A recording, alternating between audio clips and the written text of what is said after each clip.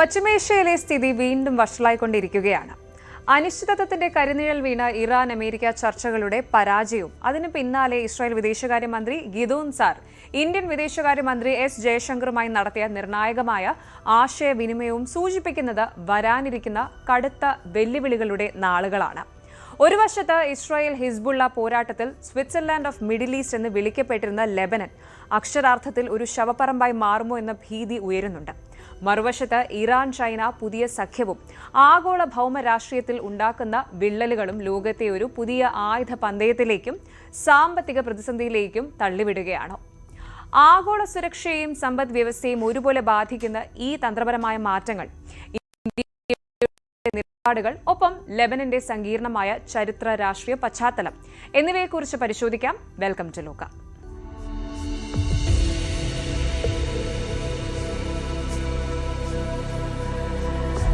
ഒരു കാലത്ത് middle ഈസ്റ്റിലെ Paris എന്ന് വിളിക്കപ്പെട്ടിരുന്ന ലെബനൻ ഇന്നൊരു കനലായി മാറിയിരിക്കുകയാണ്. അതെ, ലെബനനിൽ നിന്ന് ഇപ്പോൾ പുറത്തുവരുന്ന വാർത്തകൾ അത്യന്തം ഭീതിജനകമാണ്. ഇസ്രായേൽ സൈന്യം തെക്കൻ ലെബനനിലെ ഹിസ്ബുള്ളയുടെ ശക്തി കേന്ദ്രമായ ബെൻജബയിൽ ലക്ഷ്യമാക്കി നീങ്ങിക്കൊണ്ടിരിക്കുകയാണ്. നയതന്ത്ര ചർച്ചകൾക്ക് മുന്നോടിയായിട്ട് ലെബനനെ അക്ഷരാർത്ഥത്തിൽ മുട്ടുകുത്തിക്കാനായിരുന്നു ഇസ്രായേലിന്റെ ശ്രമം. എന്തുകൊണ്ടാണ് ഈ ഒരു കൊച്ചു രാജ്യം എപ്പോഴും ഒരു യുദ്ധകളമായി മാറുന്നത്? എന്താണ് ലെബനന്റെ ആന്തരിക രാഷ്ട്രീയത്തെ ഇത്രമേൽ സങ്കീർണമാക്കുന്നത്? ലോക രാഷ്ട്രീയത്തിലെ ഏറ്റവും സെൻസിറ്റീവായ ഒരു ഹോട്ട് സ്പോട്ടാണ് ഇന്ന് നമ്മൾ നോക്കുന്നത്. Switzerland of the middle east എന്ന് നാം വിശേഷിപ്പിച്ചിരുന്ന ലെബനൻ ഇന്നൊരു വംശനാശത്തിന്റെ വക്കിലാണ്. ഏറ്റവും ലേറ്റസ്റ്റ് അപ്ഡേറ്റുകൾ പ്രകാരം തെക്കൻ ലെബനനിൽ ഇസ്രായേലും ഹിസ്ബുള്ളയും തമ്മിൽ ഘോരമായ യുദ്ധം നടക്കുകയാണ്. ബെൻജബയിൽ എന്ന തന്ത്രപ്രധാനമായ പട്ടണം ഇസ്രായേൽ സൈന്യം വളഞ്ഞിരിക്കുകയാണ്. 100-ലധികം ഹിസ്ബുള്ള പോരാളികൾ കൊല്ലപ്പെട്ടതായിട്ടാണ് റിപ്പോർട്ടുകൾ. നമ്മൾ ഇനി നോക്കുന്നത് ലെബനന്റെ ചരിത്രം മാത്രമല്ല, മതവും രാഷ്ട്രീയവും എങ്ങനെ ഈ ഒരു രാജ്യത്തെ ഒരു സങ്കീർണമായ ചതുരംഗ കളമാക്കി മാറ്റി എന്നതാണ്. പരിശോധിക്കാം. ലെബനന്റെ ചരിത്രം പരിശോധിച്ചാൽ നമുക്ക് മനസ്സിലാകും, ഇതൊരു സാധാരണ രാജ്യമല്ല. വെറും 10,452 ചതുരശ്ര കിലോമീറ്റർ മാത്രം വിസ്തീർണമുള്ള ഒരു കൊച്ചു രാജ്യത്ത് 18 ഔദ്യോഗിക മതവിഭാഗങ്ങളുണ്ട്. മുസ്ലിം, ക്രിസ്ത്യൻ, ഡ്രൂസ് വിഭാഗങ്ങൾക്കിടയിലുള്ള ഈ ഒരു വൈവിധ്യമാണ് ലെബനനെ മനോഹരമാക്കിയതും പിന്നീട് തകർത്തതും. 1943 ഫ്രഞ്ച് ഭരണത്തിൽ നിന്ന് സ്വാതന്ത്ര്യം കിട്ടിയപ്പോൾ ലെബനൻ ഉണ്ടാക്കിയത് ഒരു നാഷണൽ പാക്ട് ആണ്. ഇതനുസരിച്ച് ലെബനന്റെ പ്രസിഡന്റ് ഒരു മാറോനൈറ്റ് ക്രിസ്ത്യൻ ആയിരിക്കണം, പ്രധാനമന്ത്രി ഒരു സുന്നി മുസ്ലിം ആയിരിക്കണം, അതുപോലെ സ്പീക്കർ ഒരു ഷിയ മുസ്ലിം ആയിരിക്കണം. കേൾക്കുമ്പോൾ നല്ലൊരു ബാലൻസിംഗ് എന്ന് തോന്നാം. പക്ഷേ കാലക്രമേണ ജനസംഖ്യയിലുണ്ടായ മാറ്റങ്ങൾ ഈ സിസ്റ്റത്തെ തകിടം മറിച്ചു. ക്രിസ്ത്യൻ ഭൂരിപക്ഷത്തിൽ നിന്ന് രാജ്യം മുസ്ലിം ഭൂരിപക്ഷത്തിലേക്ക് മാറിയതോടെ അധികാര വടംവലി രൂക്ഷമായി. ലെബനനിലെ ഇന്നത്തെ സാഹചര്യങ്ങളെക്കുറിച്ച് സംസാരിക്കുമ്പോൾ ഹിസ്ബുള്ളയെ മാറ്റി നിർത്താനാവില്ല. 1980കളിൽ ഇസ്രായേൽ അധിനിവേശത്തിനെതിരെ പോരാടാനാണ് ഹിസ്ബുള്ള രൂപീകൃതമായത്. ഇന്ന് ലെബനൻ സൈന്യത്തെക്കാൾ കരുത്തുള്ള ഒരു സമാന്തര ശക്തിയായി അവർ വളർന്നു കഴിഞ്ഞു. ഇറാന്റെ പരോക്ഷ പിന്തുണയോടെ പ്രവർത്തിക്കുന്ന ഹിസ്ബുള്ള ലെബനനിലെ ഷിയ വിഭാഗത്തിന്റെ അനിഷേധ്യ നേതാക്കളാണ്. ഇപ്പോൾ 2026 ഏപ്രിലിൽ നാം കാണുന്ന യുദ്ധത്തിന് പിന്നിലും ഈ ഒരു ഇറാൻ കണക്ഷൻ ഉണ്ട്. ഇറാനും അമേരിക്കയും തമ്മിൽ നടന്ന സമാധാന ചർച്ചകൾ പരാജയപ്പെട്ടതോടെ അതിന്റെ പ്രത്യാഘാതം ഏറ്റുവാങ്ങുന്നത് ലെബനനാണ്. ഇസ്രായേൽ ഇതിനെ ഒരു സുവർണ അവസരമായി കണ്ട് ഹിസ്ബുള്ളയെ വേരോടെ പിഴുതെറിയാൻ ശ്രമിക്കുന്നു. ഓപ്പറേഷൻ എറ്റേണൽ ഡാർക്ക്നെസ് എന്ന പേരിൽ ഇസ്രായേൽ നടത്തുന്ന ആക്രമണങ്ങളിൽ ഇതിനകം തന്നെ ആയിരക്കണക്കിന് ആളുകൾക്ക് ജീവൻ നഷ്ടപ്പെട്ടു. യുദ്ധത്തെക്കാൾ ഭീകരമാണ് ലെബനനിലെ സാമ്പത്തിക സ്ഥിതി എന്ന് പറയുന്നത്. വേൾഡ് ബാങ്ക് റിപ്പോർട്ടുകൾ പ്രകാരം ആധുനിക ചരിത്രത്തിലെ ഏറ്റവും വലിയ സാമ്പത്തിക തകർച്ചയിലൂടെയാണ് ലെബനൻ കടന്നു പോകുന്നത്. 2026 ഈ ഒരു യുദ്ധം ലെബനന്റെ GDPയിൽ 10% ഇടിവുണ്ടാക്കിയിരിക്കുന്നു. എണ്ണവില $110 മുകളിലേക്ക് കുതിക്കുന്നു. പണപ്പെരുപ്പം 35% എത്തി നിൽക്കുന്നു. സാധാരണക്കാരന് മരുന്നോ ഭക്ഷണമോ കിട്ടാത്ത അവസ്ഥ. ഇതിനിടയിലാണ് 10 ലക്ഷത്തിലധികം ആളുകൾ പലായനം ചെയ്തത്. ബെയ്റൂട്ടിലെ സുരക്ഷിതമെന്ന് കരുതപ്പെട്ടിരുന്ന ക്രിസ്ത്യൻ ഭൂരിപക്ഷ പ്രദേശങ്ങളിൽ പോലും ഇപ്പോൾ ബോംബുകൾ വീഴുകയാണ്. ഇത് ലെബനനിലെ പഴയ ആഭ്യന്തര യുദ്ധത്തിന്റെ ഓർമ്മകൾ ഉണർത്തുന്നു. ഏറ്റവും പുതിയ റിപ്പോർട്ട് പ്രകാരം ബെൻജബയിൽ പൂർണ്ണമായും ഇസ്രായേൽ സൈന്യത്തിന്റെ നിയന്ത്രണത്തിലാക്കാൻ മണിക്കൂറുകൾ മാത്രമേ ബാക്കിയുള്ളൂ. ഹിസ്ബുള്ളയുടെ ആയുധപുരകളും ടണലുകളും തകർത്തു കഴിഞ്ഞു എന്നാണ് IDF അവകാശപ്പെടുന്നത്. എന്നാൽ ഹിസ്ബുള്ള റോക്കറ്റുകൾ ഉപയോഗിച്ച് ഇസ്രായേലിന്റെ വടക്കൻ ഭാഗങ്ങളിൽ പ്രത്യാക്രമണം നടത്തുന്നുണ്ട്. ഇനി വാഷിംഗ്ടണിൽ ലെബനൻ ഇസ്രായേൽ നയതന്ത്ര പ്രതിനിധികൾ കൂടിക്കാഴ്ച നടത്തിയിരുന്നു. പക്ഷേ അതിന് മുൻപായി പരമാവധി പ്രദേശങ്ങൾ കൈക്കലാക്കാനായിരുന്നു ഇസ്രായേലിന്റെ നീക്കം. ശരിക്കും ലെബനൻ പ്രസിഡന്റ് ജോസഫ് ഔൺ ഈ ചർച്ചകളെ ചരിത്രപരം എന്നാണ് വിശേഷിപ്പിച്ചിരുന്നത്. ഇനി ലെബനന്റെ മണ്ണ് വീണ്ടും രക്തം കൊണ്ട് നനയുകയാണ് എന്ന് പറയണം. ഒരു വശത്ത് ഇസ്രായേലിന്റെ സൈനിക ശക്തി, മറുവശത്ത് ഹിസ്ബുള്ളയുടെ പ്രതിരോധം. ഇതിനിടയിൽപ്പെട്ട് നരകിക്കുന്നത് മതവും രാഷ്ട്രീയവും ലവലേശം അറിയാത്ത സാധാരണക്കാരാണ്. ലെബനൻ എന്ന മനോഹരമായ രാജ്യം ഈ യുദ്ധത്തെ അതിജീവിക്കുമോ, അതോ പഴയ കാലത്തെ പോലെ ഒരു ശവപ്പറമ്പായിട്ട് മാറുമോ എന്നുള്ളതാണ് ചോദ്യം. നയതന്ത്രം പരാജയപ്പെടുമ്പോൾ യുദ്ധങ്ങൾ ആരംഭിക്കുന്നു. എന്നാൽ ഈ യുദ്ധത്തിൽ ആര് ജയിച്ചാലും തോൽക്കുന്നത് മനുഷ്യത്വമാണ്. ലോകരാഷ്ട്രങ്ങൾ എത്രയും പെട്ടെന്ന് ഇടപെട്ട് ഒരു ശാശ്വത പരിഹാരം കാണാത്ത പക്ഷം ലെബനൻ വെറും ഒരു ചരിത്രമായി മാറും.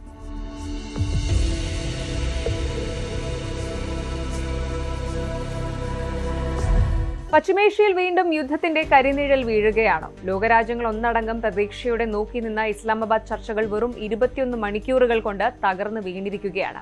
അമേരിക്കയും ഇറാനും തമ്മിലുള്ള ശത്രുതയ്ക്ക് ഒരു വിരാമമുണ്ടാകുമെന്ന് കരുതിയവർക്ക് മുന്നിൽ ഇപ്പോൾ യുദ്ധഭീതിയുടെ പുതിയ അധ്യായങ്ങളാണ് തുറക്കപ്പെടുന്നത്. ഈ സങ്കീർണമായ സാഹചര്യത്തിലാണ് ഇസ്രായേൽ വിദേശകാര്യമന്ത്രി ഗിദോൻ സാർ നമ്മുടെ വിദേശകാര്യമന്ത്രി എസ് ജയശങ്കറെ നേരിട്ട് വിളിച്ച് കാര്യങ്ങൾ വിശദീകരിച്ചിരിക്കുന്നത്. വെറും ഒരു ഔദ്യോഗിക സംഭാഷണം എന്നതിലുപരി പശ്ചിമേഷ്യയിലെ സുരക്ഷാ ക്രമീകരണങ്ങളിൽ ഇന്ത്യയ്ക്കുള്ള വർദ്ധിച്ചുവരുന്ന സ്വാധീനത്തെയും ഇസ്രായേലിന് ഇന്ത്യയുമായുള്ള തന്ത്രപരമായ പങ്കാളിത്തത്തെയുമാണ് ഈ ഒരു നീക്കം അടിവരയിടുന്നത്.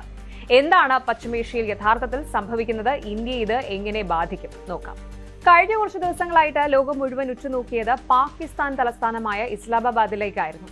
അവിടെ വെച്ചാണ് US വൈസ് പ്രസിഡന്റ് JD വാൻസിന്റെ നേതൃത്വത്തിലുള്ള അമേരിക്കൻ പ്രതിനിധി സംഘവും ഇറാൻ ഉദ്യോഗസ്ഥരും തമ്മിൽ ആ ഒരു ചരിത്രപരമായ ചർച്ചകൾ നടന്നത്. ഏകദേശം 21 മണിക്കൂർ നീണ്ടുനിന്ന വളരെ ഇന്റൻസ് ആയ നെഗോസിയേഷൻസ് ആയിരുന്നു. വർഷങ്ങളായി തുടരുന്ന ഉപരോധങ്ങൾക്കും വൈരാഗ്യത്തിനും ഒരു വിരാമം, ഒരു അന്ത്യമുണ്ടാകുമെന്ന് കരുതിയെങ്കിലും ഫലം നിരാശയായിരുന്നു. അമേരിക്ക മുന്നോട്ട് വെച്ച കടുത്ത നിബന്ധനകൾ അംഗീകരിക്കാൻ ഇറാൻ തയ്യാറായില്ല.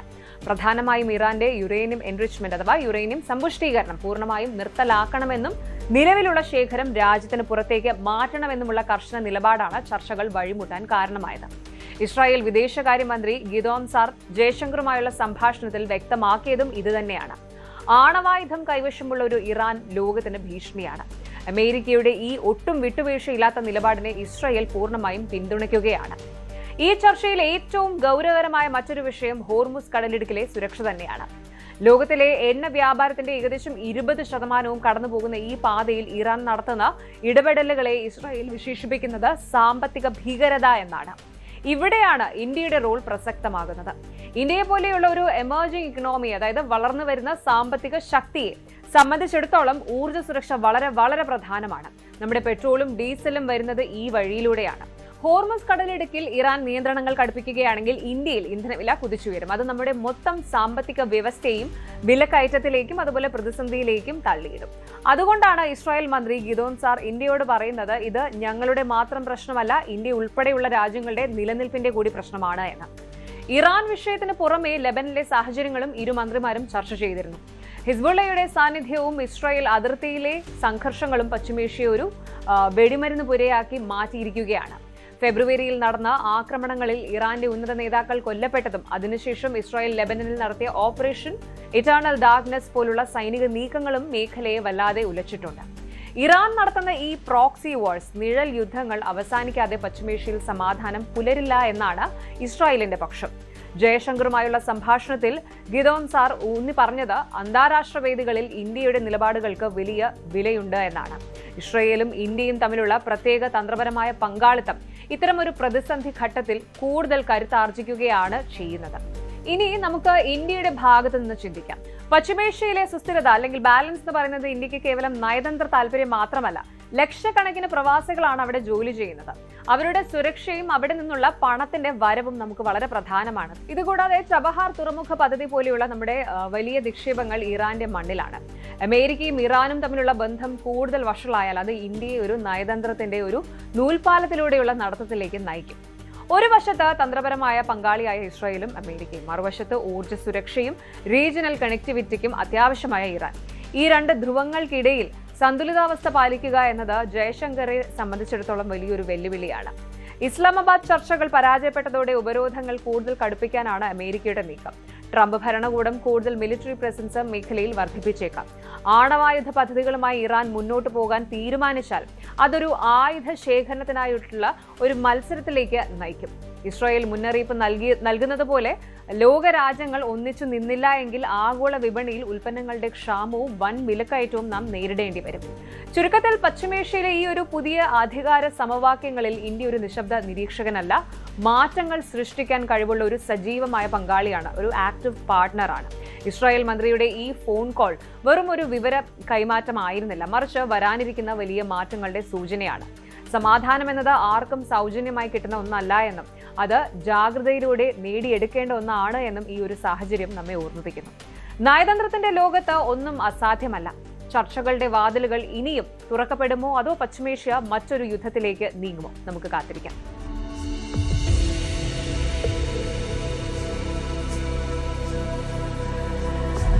ഇറാൻ ചൈന സഖ്യം മിഡിൽ ഈസ്റ്റിലെ രാഷ്ട്രീയ സമവാക്യങ്ങളെ മാറ്റിമറിക്കുന്നുണ്ടോ? ഇറാന് ആയുധങ്ങളും അത്യാധുനിക വ്യോമ പ്രതിരോധ സംവിധാനങ്ങളും നൽകുന്ന ചൈനയുടെ നടപടിയെ രൂക്ഷമായി വിമർശിച്ച് അമേരിക്കൻ ഭരണകൂടം. നിങ്ങളാണ് ഇറാനെ വഷളാക്കുന്നത് എന്ന ട്രംപിന്റെ ഈ ഒരു കടുത്ത മുന്നറിയിപ്പിന് പിന്നിൽ എന്താണ്? ഈ വിഷയത്തിൽ പ്രമുഖ geopolitical analyst doctor Mohan വർഗീസിന്റെ വിലയിരുത്തൽ കാണാം.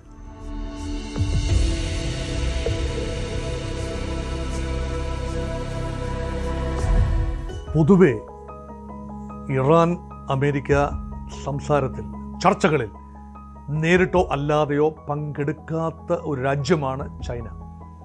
പക്ഷേ അമേരിക്കൻ പ്രസിഡന്റ് ഡൊണാൾഡ് ട്രംപ് ചൈനയെ ചൂണ്ടിക്കാട്ടി പറയുന്നു, നിങ്ങളാണ് സാഹചര്യം വഷളാക്കുന്നത്, നിങ്ങളാണ് ഇറാന് ആയുധങ്ങൾ നൽകുന്നത്, വ്യോമ പ്രതിരോധ സംവിധാനം നൽകി ഇറാനെ വിത്തിൻ കൊട്ടേഷൻ വഷളാക്കുന്നത് ചൈനയാണ്.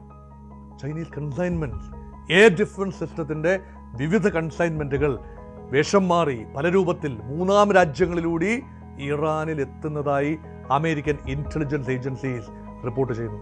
ഇതാണ് ട്രംപിനെ ചൊടിപ്പിക്കുന്നത്. കാരണം ഇറാന് നിലനിൽക്കണമെങ്കിൽ, അമേരിക്കയ്ക്കെതിരെ ദീർഘകാലം പിടിച്ചു നിൽക്കണമെങ്കിൽ വ്യോമ ആധിപത്യം അമേരിക്കയ്ക്ക് തന്നെയാണ്, സംശയമില്ല. പക്ഷേ ഏതാനും വിമാനങ്ങൾ അമേരിക്കയുടേത് ഇറാന്റെ ആകാശത്ത് വെച്ച് നഷ്ടപ്പെട്ടു. അങ്ങനെയെങ്കിൽ ഇറാനെ സഹായിക്കുന്നത് റഷ്യയോ ചൈനയോ ആണ്.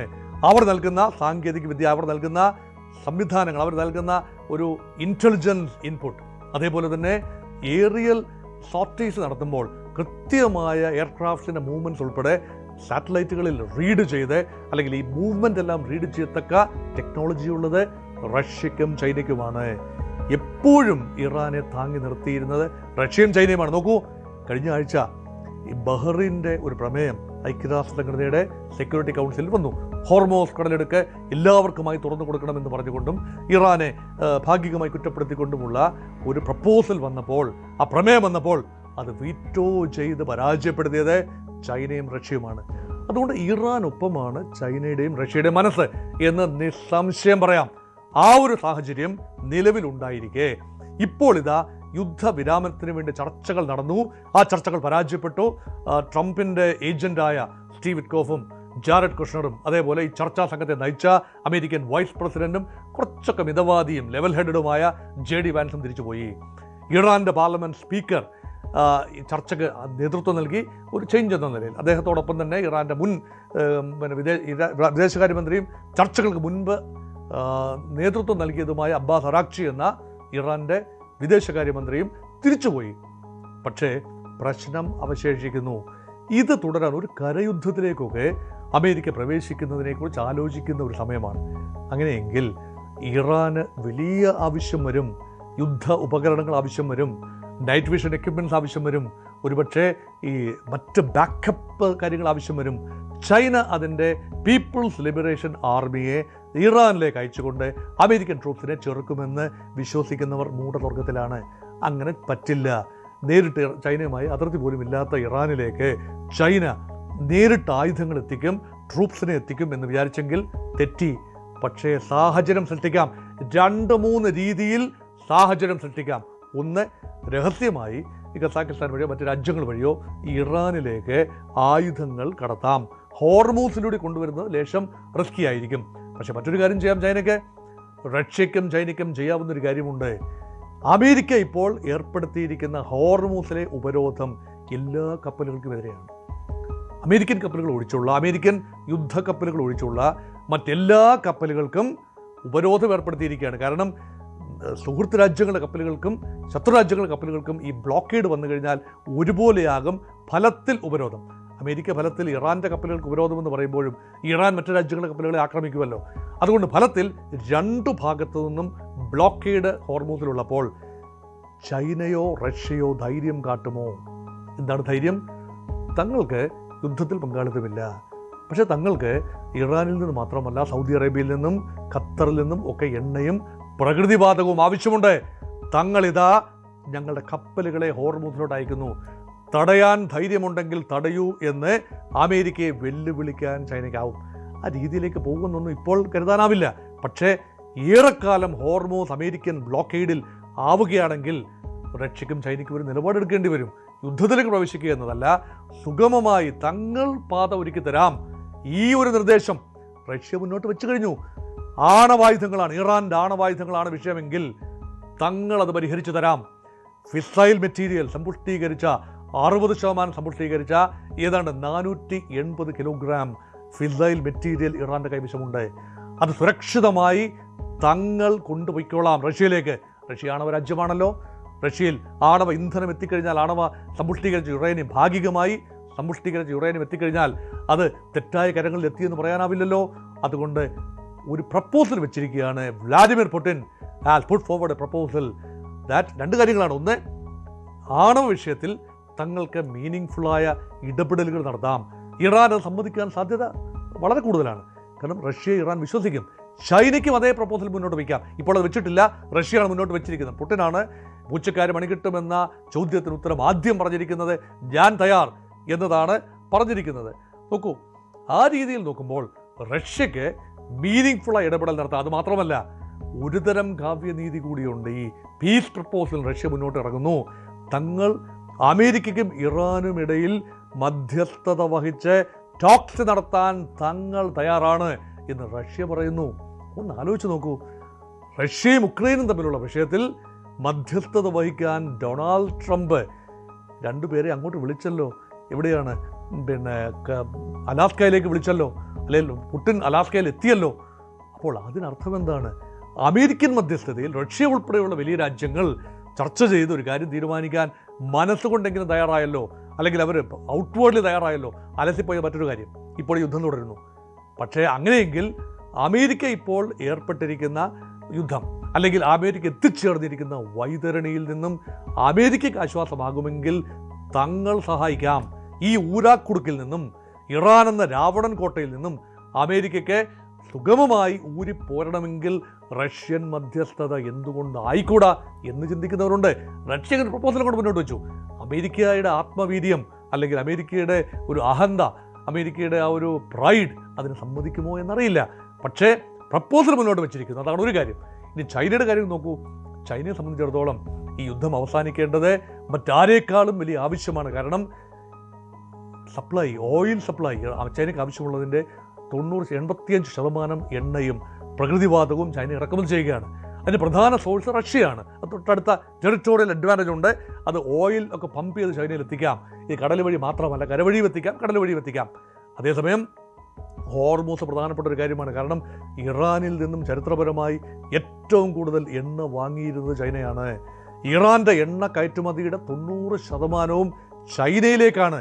ഇപ്പോൾ കാർഗ് ഐലൻഡിലൂടെയാണ് കയറ്റുമതി എന്ന് പറയുമ്പോഴും ചൈനീസ് വെസൽസാണ് പ്രധാനമായും ആ എണ്ണ കൊണ്ടുപോയിരുന്നത്. ഇന്ത്യയൊക്കെ മുൻപ് വാങ്ങിച്ചിരുന്നു.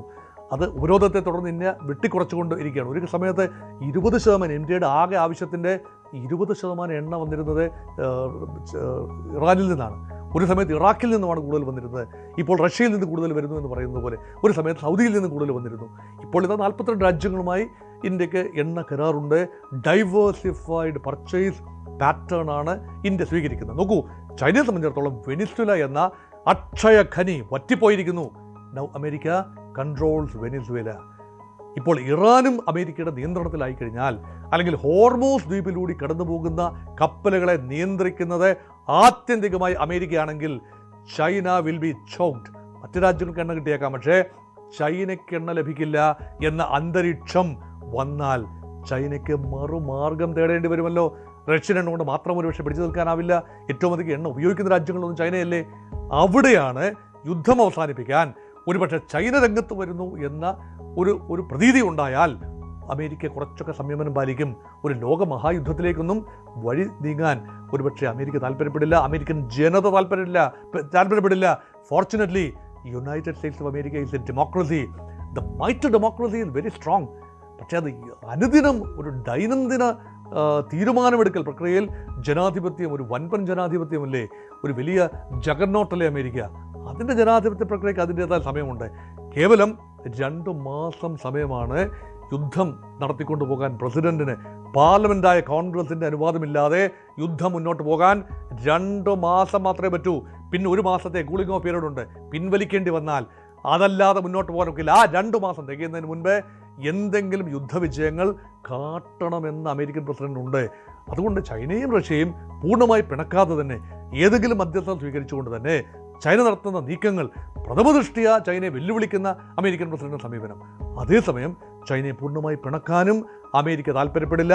റഷ്യയുമായി ചേർന്ന് പ്രവർത്തിച്ചുകൊണ്ട് ഒരുപക്ഷെ ഉക്രൈൻ വിഷയവും പാലസ്തീൻ വിഷയം അല്ലെങ്കിൽ ഗാസ വിഷയം ഉൾപ്പെടെ സമഗ്രമായ ഇതിൻ്റെയൊക്കെ അലയൊലികൾ പരസ്പരം ബന്ധപ്പെട്ട് കിടക്കുന്നു. ഇതെല്ലാം പരിഹരിക്കാനുള്ള ഒരു അന്തരീക്ഷമായി ഇപ്പോഴത്തെ കലങ്ങിയ സാഹചര്യം കലകി തെളിയുമ്പോൾ അതെല്ലാം ഒറ്റയടിക്ക് ഒറ്റ ഡീലിൻ്റെ ഭാഗമായിട്ടല്ല, multiple deals that take care of all the burning issues of the world. ഇതിലെല്ലാം അമേരിക്ക ഒരു രീതിയിൽ അല്ലെങ്കിൽ മറ്റൊരു രീതിയിൽ പങ്കാളി. നോക്കൂ, മറ്റൊരു രാജ്യവും എല്ലാത്തിലും പങ്കാളിയല്ല. റഷ്യ ഉക്രൈൻ വിഷയത്തിൽ എന്തുകൊണ്ടാണ് ഇത് യുദ്ധം നീണ്ടുപോകുന്നത്? അമേരിക്ക ഉക്രൈനെ സഹായിക്കുന്നത് കൊണ്ടാണ്. അമേരിക്കൻ വെപ്പൺസ് കൊണ്ടാണ് ഉക്രൈൻ പൊരുതുന്നത്. നോക്കൂ, ഉക്രൈനെ സംബന്ധിച്ചിടത്തോളം എത്രയോ മിനറൽസ് ആൻഡ് മെറ്റൽസിൻ്റെ റിച്ച് കലവറയാണ്. അത് വെച്ചുകൊണ്ട് അത് അമേരിക്കയ്ക്ക് അടിവറ വെച്ചുകൊണ്ടാണ് യുദ്ധ ആവശ്യത്തിന് വേണ്ടിയുള്ള പണവും ആയുധങ്ങളും അമേരിക്കയ്ക്ക് കിട്ടുന്നത്. നെയ്റ്റോ തന്നെ ഒരു ബാധ്യതയായി അമേരിക്ക കണ്ടുകൊണ്ട് നെയ്റ്റോയിൽ നിന്ന് പോലും പിൻവാങ്ങുന്നു എന്ന് പറയുമ്പോൾ ഉക്രൈൻ്റെ കാര്യം എങ്ങനെയെന്ന് നമുക്കറിയില്ല. പക്ഷേ ഇതൊരു ഡീലിൻ്റെ ഭാഗമായി ഞങ്ങൾക്കിനി നെയ്റ്റോ ബന്ധമില്ല എന്ന് അമേരിക്ക ആത്യന്തികമായി പറഞ്ഞാൽ റഷ്യ ഒരുപക്ഷെ കരാറിന് ഒരുപക്ഷെ തയ്യാറായേക്കാം. പിടിച്ചെടുത്ത ഭാഗം നിലനിർത്തിക്കൊണ്ട്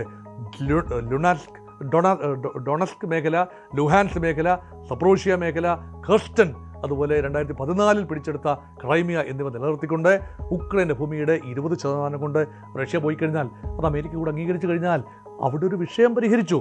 പക്ഷേ അത് ഉക്രൈന് സ്വീകാര്യമാവും എന്ന് കരുതാനാവില്ലല്ലോ. അതുപോലെ പശ്ചിമേഷ്യയിലെ വിഷയത്തിൽ ഇസ്രയേലിനോടൊപ്പമല്ലേ അമേരിക്ക ബ്രോക്കേർഡ് പീസാണ് ഇപ്പോൾ ഗാസയിൽ നടന്നുകൊണ്ടിരിക്കുന്നത്. എങ്ങും എത്തിയിട്ടില്ല എന്നത് മറ്റൊരു കാര്യം. അവിടെയും അമേരിക്കയുടെ ഇൻവോൾവ്മെൻ്റ് ഉണ്ട്. ഇപ്പോൾ നേരിട്ട് അമേരിക്ക ഇറാൻ വിഷയത്തിൽ അമേരിക്ക നേരിട്ട് ഇൻവോൾവ് ആയിരിക്കുന്നു.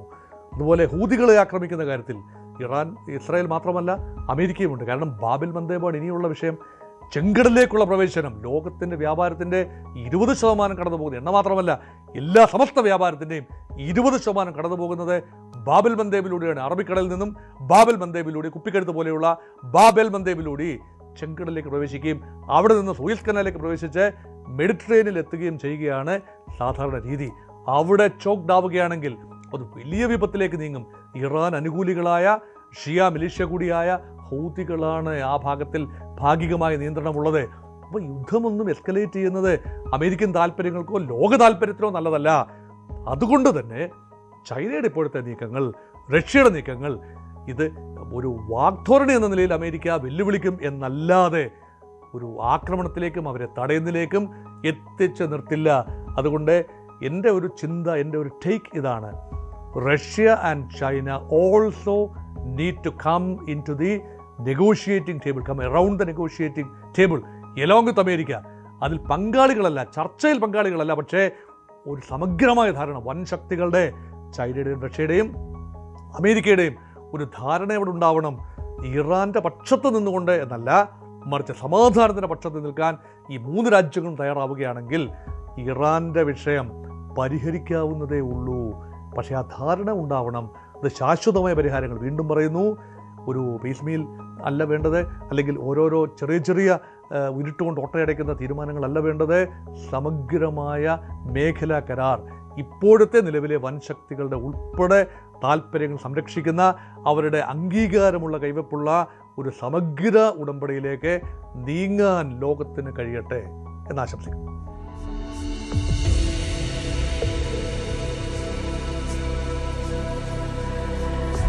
നയതന്ത്രം പരാജയപ്പെടുമ്പോൾ യുദ്ധങ്ങളുടെ കനൽപാതകൾ വീണ്ടും തുറക്കപ്പെടുന്നു. എന്നാൽ ഈ അധികാര സമവാക്യങ്ങൾക്കിടയിൽ യഥാർത്ഥത്തിൽ തോൽക്കുന്നത് മനുഷ്യത്വമാണ്. ലോകം ഒരു പുതിയ ക്രമത്തിലേക്ക് മാറുമ്പോൾ ഇന്ത്യയെ പോലെ ഒരു രാജ്യത്തിന്റെ ഇടപെടലുകൾക്ക് എത്രത്തോളം പ്രാധാന്യമുണ്ട് എന്നും സമാധാനത്തിനായുള്ള നയതന്ത്ര നീക്കങ്ങൾ ഇനിയും സാധ്യമാണോ എന്നും വരും ദിവസങ്ങൾ തെളിയിക്കും. പശ്ചിമേഷ്യയിലെ ശാന്തിക്കായി ലോകം ഒന്നടങ്കം കാതോർക്കുകയാണ്. നമുക്കും കാത്തിരിക്കാം. Good night.